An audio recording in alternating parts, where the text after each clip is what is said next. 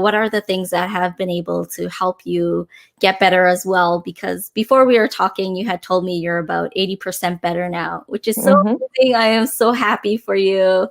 And yeah, we would love to know what has helped.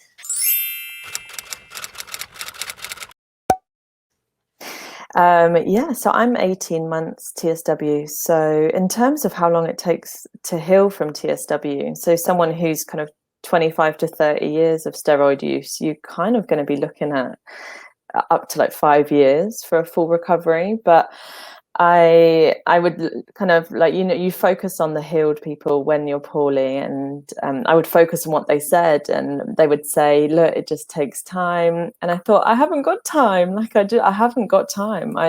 I'm full of life and love life, and I just thought there has to be a quicker way to do this. So I probably wasted all of my TSW just finding a way to get through quicker, but I think it's worked. I have tried moisturizer withdrawal. I think that was really helpful when I was at my worst, just to bring the inflammation down. It's by no means an easy thing to do. I think it was one of the hardest things I had to do, moisturizer withdrawal, especially on your face. I remember one night, as I was eating my dinner, my chin split open because there's just no collagen, there's no moisture, and that was a real difficult time, but it does help, and anything you can do to bring that redness down, I think. Louise, do you want to give a bit of background on what moisture withdrawal is for those who are new to it or hearing about it for the first time? Oh, I'm probably going to give it a really bad explanation, but moisturizer withdrawal is, it might be adapted from non-moisture treatment or non-moisture therapy, which is used by Dr. Sato, who's a Japanese doctor, and he treats TSW patients in Japan. And it's basically I think the theory is that if you're slapping on moisturizers all the time, you are kind of not letting your body recover, and you're kind of, I don't even, do you know what? I don't even know the scientific way to explain it. But basically what you want to do is get that redness down. And as in my experience, the whole time I was putting moisturizers on, it would sting. I would feel like it would flare my skin up, and my skin would stay red. And I think the best thing that you can do is just try and bring that inflammation down. So come away from those moisturizers that sting and make your skin inflamed. And I think the part of the NMT, so the non-moisture therapy, is the whole time that you're putting on moisturizers, it kind of stops your body being able to create its own moisture. So most people don't actually need to use moisturizers, and normal healthy skin, you don't use moisturizers. And a real big learning curve for me was this realization that maybe there was a big marketing ploy. I'm going to go on a bit of a conspiracy here, but for moisturizers being a thing, who said that we need to moisturize every day? Who said that we need to moisturize at all? Really, what our bodies should do is be able to moisturize themselves. Like my fella who doesn't moisturize at all, like my dad who doesn't moisturize, and like my brother who doesn't moisturize.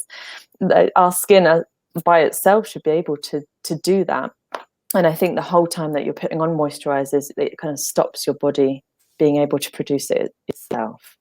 So that was a really long way of me explaining how it can work for TSW. It's a really helpful tool, but it's really, really challenging, because especially if you're anything like me and you've used moisturizers every day after the shower or twice a day, it just feels a bit alien to be flaky.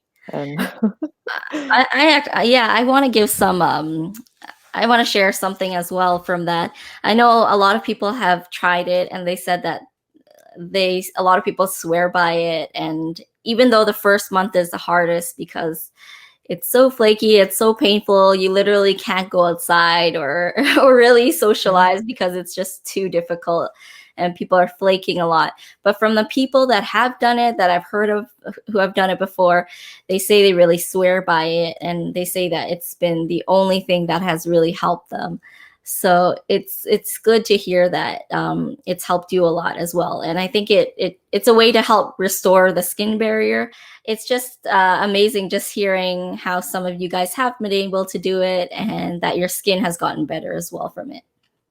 Yeah, and I think moisturizer withdrawal is particularly scary. So I think the older generation of TSW warriors or survivors would swear by bathing like all day or most of the day and moisturizing as much as possible. And I think the newer generation of TSW kind of swear by not moisturizing. And there's different ways you can do it, I think. My tip would be, if you're going to try moisturizer withdrawal, there's loads of good information out there, and start small as well. So I started by just not moisturizing my legs, and then it would be torso maybe 2 weeks later, and then arms, and then the face is probably the hardest bit. So take it in steps because it is difficult. That's a really good tip, and I appreciate you for sharing that.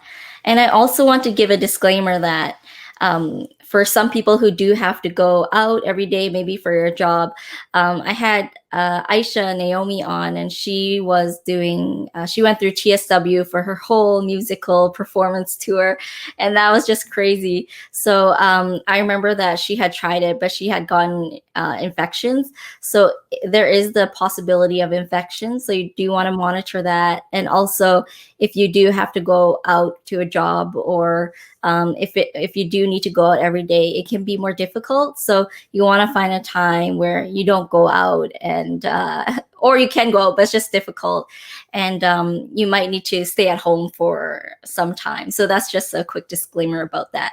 And also, it's hard because you do want to do it under the guidance of a medical professional, but at the same time, a lot of medical professionals also haven't heard of it before.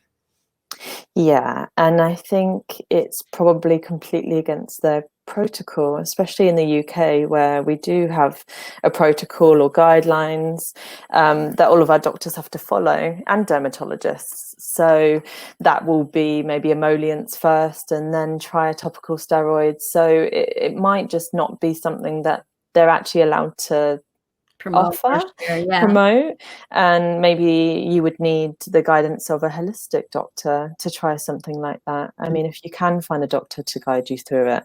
Luckily, I had a really good family GP who kind of he never really he always wanted to give me steroid creams, but he accepted that I wanted to try and do this, and he's still supportive now. And he's supportive of what I did in Singapore. And he made it so that when I was doing moisturizer withdrawal, I could go and get tested if I thought I had an infection. And I think that's really important if you can have that relationship.